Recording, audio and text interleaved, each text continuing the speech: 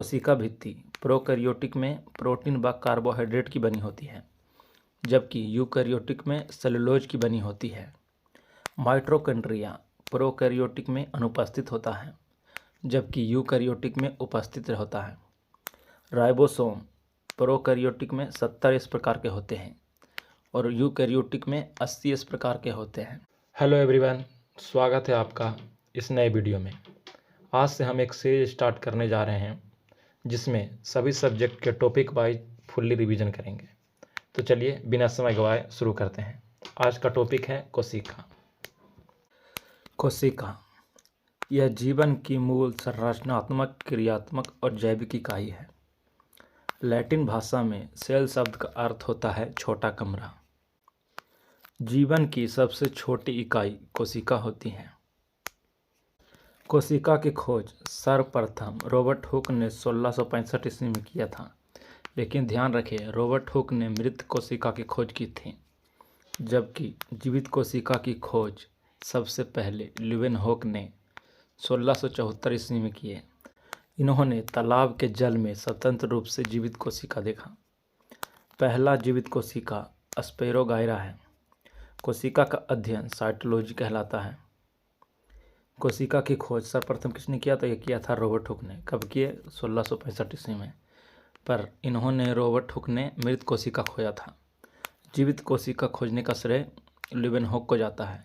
इन्होंने 1674 ईस्वी में खोया था और तालाब के जल में स्वतंत्र रूप से जीवित कोशिका देखा था। पहला जीवित कोशिका है स्पाइरोगाइरा। कोशिका के अध्ययन को कहते हैं साइटोलॉजी।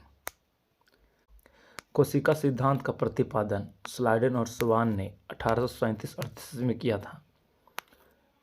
इस सिद्धांत को आगे बढ़ाते हुए रुडोल्फ बिरकोप ने 1885 ईस्वी में बताया कि कोशिका विभाजित होती है तथा नई कोशिकाएं पूर्ववर्ती कोशिकाओं से बनती हैं। इन्होंने स्लाइडेन तथा स्वान की परिकल्पना को संशोधित किया तथा कोशिका के सिद्धांत को एक अंतिम रूप दिया।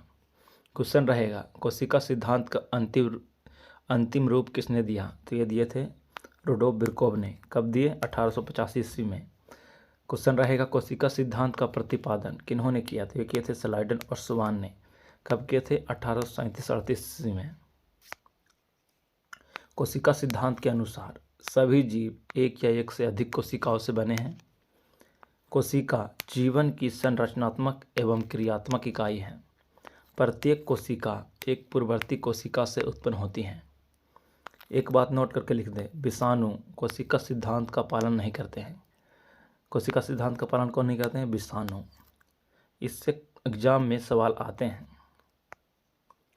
महत्वपूर्ण तथ्य हैं। सबसे छोटी कोशिका जीवाणु में है माइक्रोप्लाज्मा। सबसे लंबी कोशिका है तंत्रिका तंत्र की कोशिका और सबसे बड़ी कोशिका है शुतुरमुर्ग का अंडा। सबसे छोटी कोशिका जीवाणु में है माइक्रोप्लाज्मा। सबसे लंबी कोशिका है तंत्रिका तंत्र की कोशिका और सबसे बड़ी कोशिका है शुतुरमुर्ग के अंडा। कोशिका का नियंत्रण केंद्र केंद्रक में होता है और केंद्रक की खोज रॉबर्ट ब्राउन ने किया था। जीव की सारी जैविक क्रियाएं किसके द्वारा होती है? तो ये होती है जीव द्रव के द्वारा।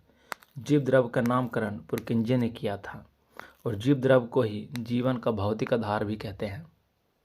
कोशिका में आनुवांशिक सामग्री कहाँ मौजूद होता है? तो ये होता है केंद्रक में। केंद्रक की खोज किसने किया? तो रॉबर्ट ब्राउन ने। जीव की सारी जैविक क्रियाएं किसके द्वारा होती है? तो ये होती है जीव द्रव के द्वारा। जीव द्रव का नामकरण किन्होंने किया? पुरकिंजे ने। कोशिका के प्रकार। कोशिका के दो प्रकार हैं, प्रोकैरियोटिक और यूकैरियोटिक। प्रोकैरियोटिक में केंद्रक नहीं होता है, जबकि यूकैरियोटिक में केंद्रक मौजूद होता है।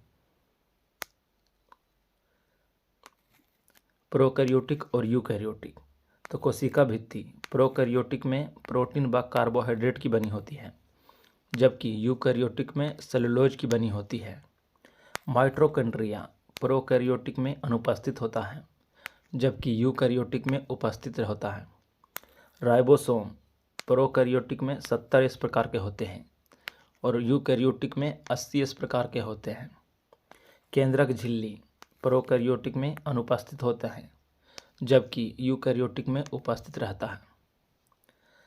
राइबोसोम प्रोकैरियोटिक में कितने प्रकार के हैं? 70 इस प्रकार के, जबकि यूकैरियोटिक में 80 इस प्रकार के। और माइटोकॉन्ड्रिया प्रोकैरियोटिक में अनुपस्थित रहता है, जबकि यूकैरियोटिक में उपस्थित रहता है। ये दोनों पॉइंट भी आए हैं, इसको याद कर लें। केंद्रक प्रोकैरियोटिक में अनुपस्थित होता है, जबकि यूकैरियोटिक में उपस्थित होते हैं। कोशिका विभाजन प्रोकैरियोटिक में असूत्री प्रकार का होता है, जबकि यूकैरियोटिक में असूत्री या समसूत्री दोनों प्रकार का होता है। प्रकाश संश्लेषण प्रोकैरियोटिक में थाइलाकोइड में होता है, जबकि यूकैरियोटिक में क्लोरोप्लास्ट में होता है। इससे सवाल तो अधिकतर नहीं आते हैं, लेकिन ये क्लोरोप्लास्ट में होता है, यूकैरियोटिक में, ये याद रखें। कोशिका झिल्ली की संरचना कोशिका झिल्ली की संरचना को समझाने के लिए द्रव-मोजक मॉडल किसने प्रस्तावित किया? तो ये किए थे सिंगर और निकोलसन ने। इस मॉडल को वर्तमान में सार्वभौमिक रूप से स्वीकार किया गया है। कोशिका झिल्ली की संरचना को समझाने कौन सा मॉडल दिया गया? द्रव-मोजक मॉडल। किन्होंने दिया? सिंगर और निकोलसन ने। कोशिका के मुख्य भाग कोशिका भित्ति। कोशिका भित्ति केवल पादप कोशिका में पाया जाता है और यह सेल्यूलोज का बना होता है। कोशिका को एक निश्चित आकृति एवं आकार बनाए रखने में सहायता होता है। कोशिका भित्ति किसमें पाया जाता है? केवल पादप कोशिका में। और ये किसकी बनी होती है? सेल्यूलोज का। और ये इसका कार्य क्या है? कोशिका को निश्चित आकृति एवं आकार प्रदान करना। दूसरा है कोशिका झिल्ली। सबसे महत्वपूर्ण कार्य है पदार्थों के प्रवेश और निकास का नियंत्रित करना। यह अर्धपरागमय झिल्ली होती है और ये लिपिड की बनी होती है। ध्यान रखें, कोशिका झिल्ली में प्रोटीन व कार्बोहाइड्रेट भी पाया जाता है। कोशिका झिल्ली का मुख्य कार्य क्या है? पदार्थों के प्रवेश और निकास को नियंत्रित करना। और ये अर्धपरागमय झिल्ली होती है और ये लिपिड की बनी होती है और इसमें प्रोटीन व कार्बोहाइड्रेट भी पाया जाता है। अब आते हैं राइबोसोम। यह कोशिका की प्रोटीन फैक्ट्री है। सर्वप्रथम पादप कोशिका में रॉबिन्सन एवं ब्राउन ने 1953 में तथा जंतु कोशिका में सर्वप्रथम जी.ई. पोलैंड ने 1953 में राइबोसोम को देखा था। राइबोसोम प्रोटीन और आरएनए की बनी होती है। ये सबसे छोटे कोशिकांग हैं जिन्हें पोलैंड ने पहले माइक्रोसोम कहा था। प्रोकैरियोटिक में 70 इस प्रकार के तथा यूकैरियोटिक में 80 इस प्रकार के राइबोसोम पाए जाते हैं। प्रोटीन के संश्लेषण में भाग लेते हैं कौन? राइबोसोम। ये mRNA से प्रोटीन बनाने में सहायता करते हैं। तो राइबोसोम को कोशिका की प्रोटीन फैक्ट्री कहते हैं। सर्वप्रथम पादप कोशिका में किन्होंने देखा? रॉबिन्सन और ब्राउन ने। कब देखा था? 1953 में। और जंतु कोशिका में सर्वप्रथम किन्होंने देखा? जी.ई. पोलैंड ने। इन्होंने भी 1953 में देखा। राइबोसोम प्रोटीन और आरएनए की बनी होती है।